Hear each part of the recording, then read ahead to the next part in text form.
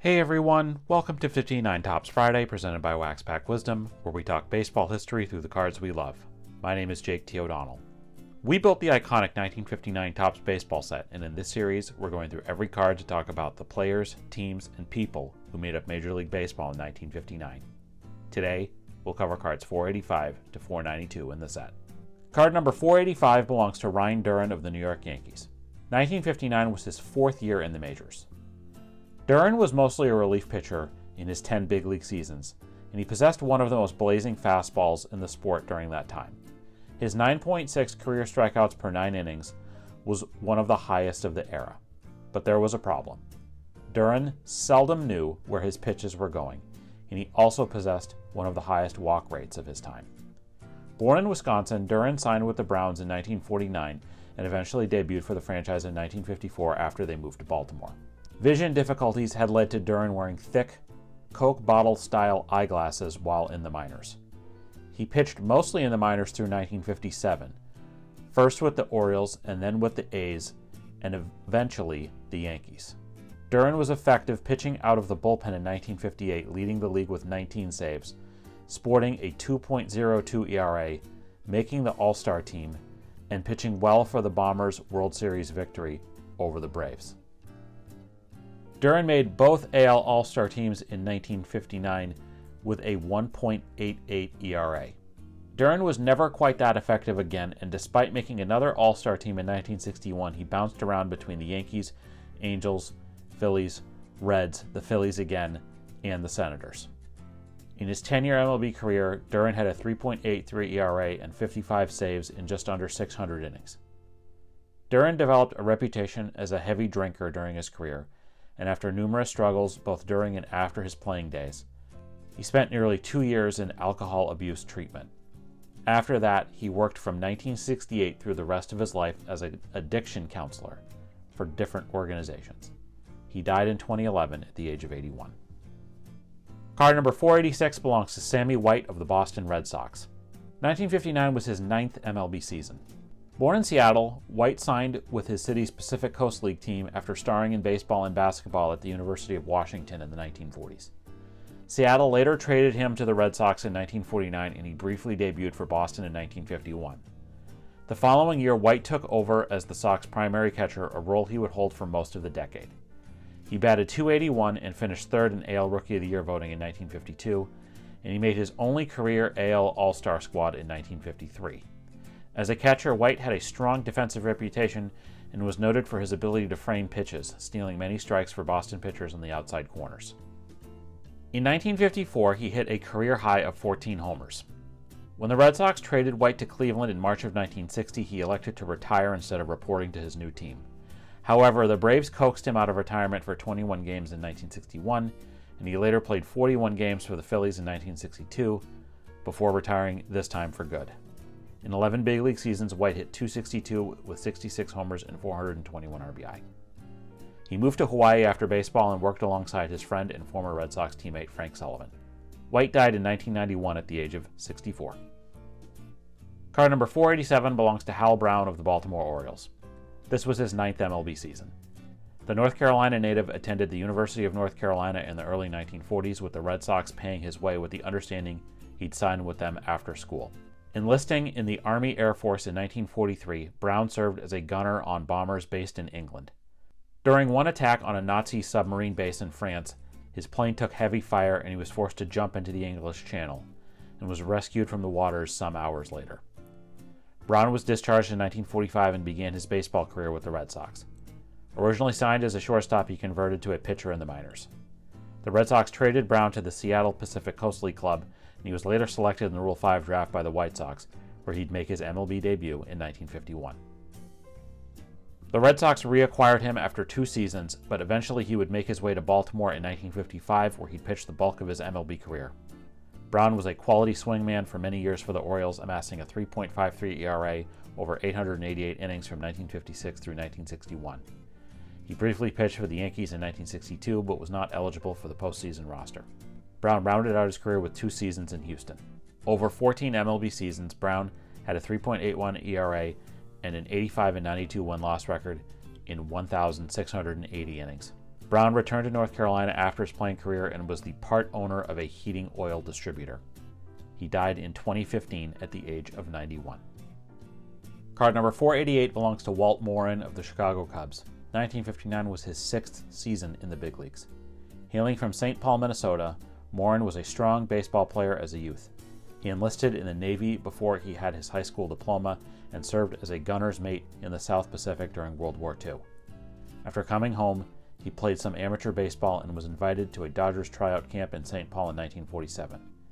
The Dodgers signed him and his minor league career began, but he spent year after year there as the major league club was consistently one of the best in baseball. Finally, in 1954, at the age of 28, Moryn debuted for the Dodgers in right field, but he played just 54 games in the majors that season and 11 the next. Ahead of the 1956 season, Moryn was dealt to the Cubs, where he'd be a mainstay in their outfield until midway through 1960. In 1958, Moryn hit a career-high 26 homers and made the National League All-Star team. It was around this time Moryn earned the nickname Moose among the Wrigley Field faithful. He made a shoestring catch that saved Don Cardwell's no-hitter for the Cubs in May 1960. Moryn was traded to the Cardinals later in 1960, and exactly a year later, the Pirates purchased his contract, and that's where his career came to an end. In 785 MLB games over 8 years, Moryn hit 101 homers and batted .266. Moryn later managed the sporting goods department at his family's department store in Illinois, and he eventually managed a tavern and liquor store there as well. He died in 1996 at the age of 70. Card number 489 belongs to John Powers of the Cincinnati Redlegs. 1959 was Powers' 5th year in the big leagues. Powers was an outfielder who spread his time in the majors between the Pirates, Reds, Orioles, and Indians. Powers signed with the Red Sox prior to the 1949 season. He spent multiple seasons in the minors before completing military service in 1952 and 1953. Powers made his major league debut in 1955 after being traded to the Pirates. He would play between the major and minor leagues until 1960. On September 29, 1957, Powers hit the last home run against the Giants at the Polo Grounds. He finished the 1960 season in the minors, where he played until 1965. Powers ended his major league career with a .195 batting average, 6 home runs, and 14 RBI. Following his baseball career, Powers worked for a manufacturing company. He died in 2001 at the age of 72. Card number 490 belongs to Frank Thomas of the Cincinnati Redlegs. 1959 was Thomas's 9th year in the big leagues. Thomas was an outfielder and third baseman who spread his time in the big leagues between the Pirates, Reds, Cubs, Braves, Mets, Phillies, and Astros. Thomas made his major league debut with the Pirates in 1951. In 1953, his first full season, Thomas hit 30 home runs and had 102 RBI. He was named to the 1954, 1955, and 1958 All-Star teams. In 1958, he had career highs of 35 home runs and 109 RBI. Thomas's last 3 seasons were split between 5 teams. By the end of his career, Thomas played every infield and outfield position except shortstop. He held the Mets record for most home runs at 34 until 1975, and his 94 RBIs that same year were also the team's record until 1970. Thomas ended his major league career with a .266 batting average, 286 home runs, and 962 RBI. He was able to attend the Mets Old Timers Day in August 2022, even after sustaining a fall in 2021. Thomas died in 2023 at the age of 93. Card number 491 belongs to Don Blasingame of the St. Louis Cardinals. 1959 was Blasingame's 5th year in the big leagues. Blasingame was a second baseman who spread his time in the majors between the Cardinals, Giants, Reds, Senators, and Athletics. In 1957, Blasingame finished 12th in the National League MVP award voting. He was chosen as an All-Star in 1958. In 1960, Blasingame married Sarah Cooper, who was Miss Missouri in the 1957 Miss America pageant and the daughter of one of his Cardinals teammates, Walker Cooper. On the matter, Walker Cooper said, quote, "You know you're getting too old when your daughter marries one of your teammates," close quote. In 1961, Blasingame played in the World Series for the Reds, which they lost to the Yankees in 5 games. Blasingame ended his career with a .258 batting average, 21 home runs, and 308 RBI. Following his playing career, Blasingame played in Japan for 3 seasons with the Nankai Hawks. Blasingame then coached the Hawks and the Hanshin Tigers in Japan. Blasingame and his wife had 5 children, all of whom were raised part of the year in the U.S. and part of the year in Japan to accommodate his work. All of his children became fluent in Japanese as a result. He then worked as the field coordinator for player development for the Phillies until 1998. He returned to Japan in 1984 and 1991 for some old-timers games. Blasingame's son Kent was a minor league baseball player, and his son Greg was a professional indoor soccer player. Don Blasingame died in 2005 at the age of 73. Card number 492 belongs to Gene Conley of the Philadelphia Phillies. 1959 was Conley's 7th year in the big leagues. Conley was a right-handed pitcher who played for the Boston and Milwaukee Braves, Phillies, and Red Sox. In high school, Conley was a star in baseball and basketball and was pursued to play both sports. In 1950, he signed with the Boston Braves, where he started off in the minor leagues. Unlike many ball players at the time, Conley did not serve in the military because, standing at 6 foot 8 inches tall, he was taller than the Army's maximum height for a soldier. Conley made his major league debut in 1952 briefly before going back to the minors until 1954, when he came back up and went 14-9 in 28 games with a 2.82 ERA. He finished third in Rookie of the Year voting that year. Conley was a 4-time All-Star in 1954, 1955, and twice in 1959. He was a member of the 1957 World Series champion Milwaukee Braves. While Conley was a professional baseball player, he also played professional basketball at the same time as a forward.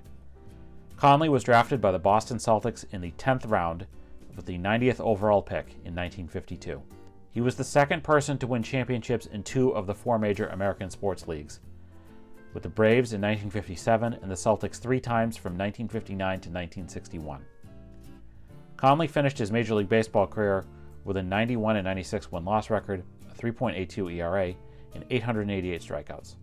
Following his playing career, Conley worked for a duct tape company before founding his own paper company, which he owned for 36 years. Conley died in 2017 at the age of 86. He was the last living player to have played for both the Boston Red Sox and the Boston Braves. That's going to do it for this edition of 59 Tops Friday on Wax Pack Wisdom. Today's episode was written by Abby O'Donnell and Jake T. O'Donnell.